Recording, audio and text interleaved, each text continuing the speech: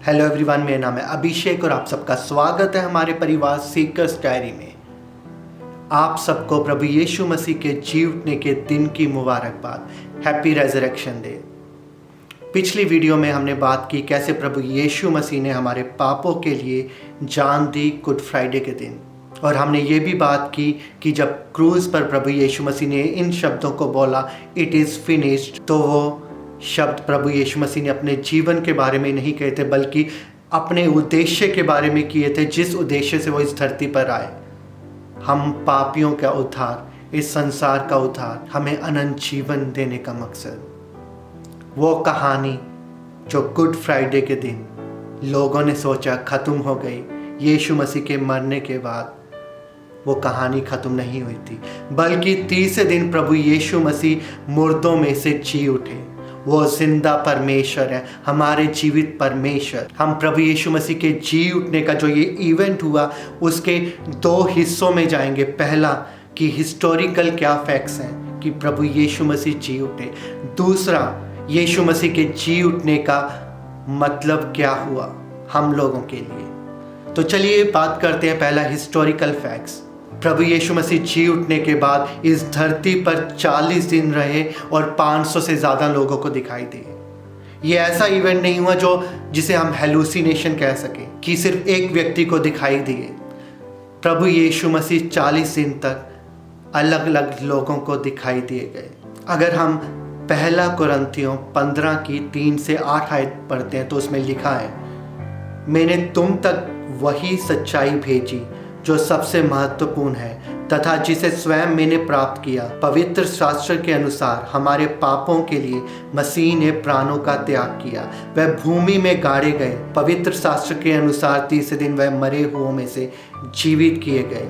और तब कैफस पर, इसके बाद 12 शिष्यों पर, इसके बाद 500 से अधिक विश्वासियों पर, जिनमें से अधिकांश अभी जीवित हैं तथा कुछ लंबी नींद में सो गए हैं, प्रकट हुए।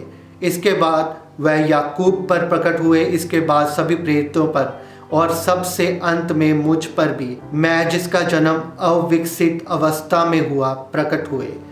यहाँ पर पौलुस जब इस पत्री को लिख रहा था वो बता रहा था कि 500 से ज़्यादा लोग जिनको प्रभु यीशु मसीह दिखाई दिए जी उठने के बाद, वो अभी जिंदा है, वो गवाही दे सकते हैं। पौलुस कह रहा है कुछ लोग उनमें से सो गए हैं पर ज़्यादातर लोग उनमें से जिंदा हैं, मतलब वो लोग वहाँ पर गवाही दे सकते थे। 500 से ज़्यादा लोगों की गवाही कि प्रभु यीशु मसीह जिंदा है। 40 दिन तक इस धरती पर रहना, सिर्फ एक दिन नहीं, 2 दिन नहीं, जिसे हम मान लें कि लोगों को गलत फहमी होगी, पर 40 दिन लोगों के साथ रहे, उनके साथ उन्होंने खाना खाया, उनके साथ वो चले। दूसरा, प्रभु यीशु मसीह को जिस कब्र में दफनाया गया वो कब्र खाली मिली, वो कब्र खाली थी। अगर हम ज़्यादातर धर्मों को देखें, उनके गुरु, उनके भविष्यवक्ता मर गए, कब्रों में हैं, पर प्रभु यीशु मसीह जीवित है, उनकी कब्र खाली हुई। प्रभु यीशु मसीह की कब्र खाली का मतलब है प्रभु यीशु मसीह जीवित। वो कब्र खाली थी, इसका मतलब है प्रभु यीशु मसीह मुर्दों में से जी उठे। तीसरा, प्रभु यीशु मसीह के दुश्मन, उनके विरोधी उनकी लाश को नहीं दिखा पाए, जो दिखाता है प्रभु यीशु मसीह जी उठे।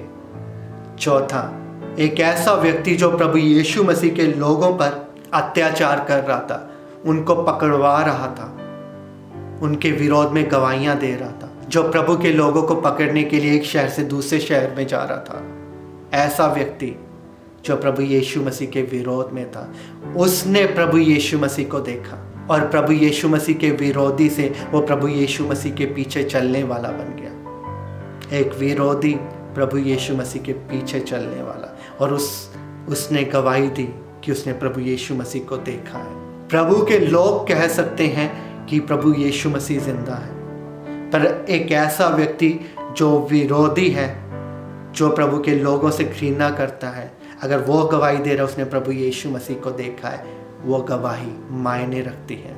प्रभु यीशु मसीह मुर्दों में से जी उठे, वो जीवित परमेश्वर है। तो प्रभु यीशु मसीह के जी उठने का हमारे लिए क्या महत्व है।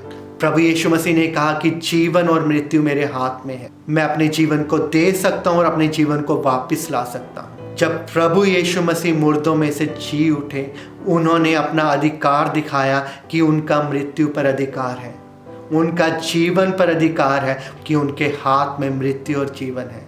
दूसरा, प्रभु यीशु मसीह का जी उठना ये साबित करता है, ये पक्का करता है कि प्रभु यीशु मसीह ने जो अपने बारे में कहा वो सब सच है। उन्होंने अपने बारे में कहा कि वो मसीह हैं, वो परमेश्वर के पुत्र हैं, वो परमेश्वर हैं।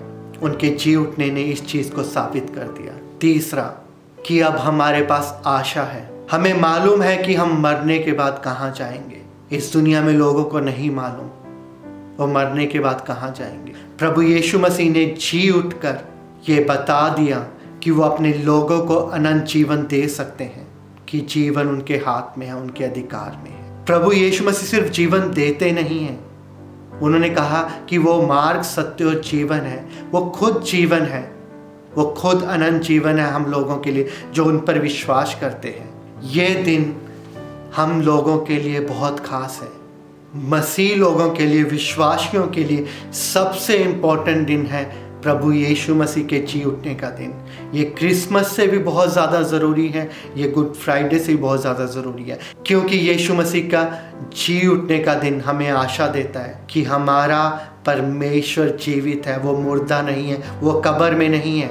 अब हम कह सकते हैं, मृत्यु कहाँ है तेरी विजय, हे मृत्यु कहाँ है तेरा डंक। मृत्यु का डंक टूट गया, मृत्यु का हम पर कोई अधिकार नहीं है।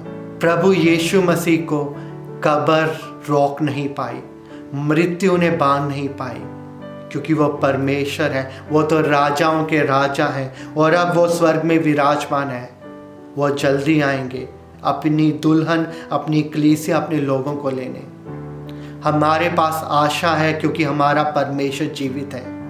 हम मुर्दों की पूजा नहीं करते, हम मुर्दों के सामने नहीं झुकते, हम जीवित परमेश्वर की आराधना करते हैं। ये रास्ता आपके लिए भी खुला है। अगर आप प्रभु यीशु मसीह को नहीं जानते तो जानिए, प्रभु यीशु मसीह आपसे प्यार करते हैं। उन्होंने अपना जीवन बलिदान कर दिया आपके पापों की सजा को दूर करने के लिए, और वो जीवित हैं, वो आपको अनंत जीवन देंगे।